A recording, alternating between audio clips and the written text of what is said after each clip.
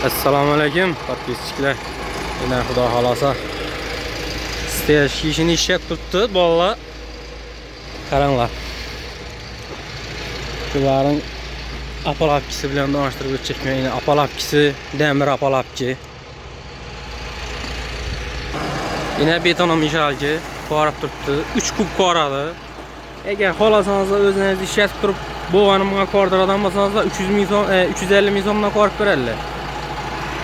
Eğer yok özlerine işletaman desengizler özleri ham ishlab beradi. Bu beton mishalki toza aldılar buni. O'zi kompyuteri bor. O'zi nechalik suv solish kerak, nechalik shivin solish kerak, o'zi kontrollab hammasini tekshirib turadi.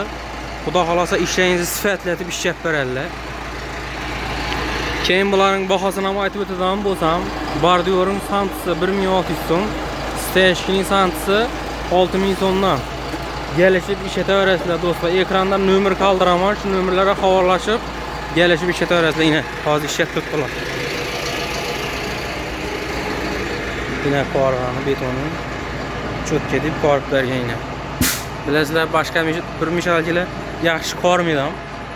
Bu toza ham, yani aytib o'tdim-ku, o'zi tekshirib, o'zi hammasini joy-joyiga qo'yib, qorib beradi xudo xolasa. Kompyuter tekshirib. Yine bolalar ishlab turibdi.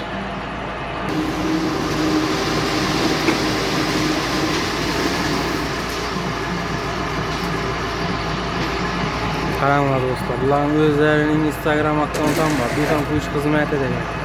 Nomerlari. Yine do'stlar, apalapkilari yine. Qarang. Xudo xolasa tez chiqadi, ishlangiz sifatli bo'lib. Bularda bir yine apalapki emas, boshqa instrumentlar ham bor. Beton testdigan, vibrareka deydi, vertolyot deydi, mana shu narsalar ham bor bularda. Dağlası sifatlatib ishlab beradilar. Vibrator ham bor, aytdim. Vibrareka dedim.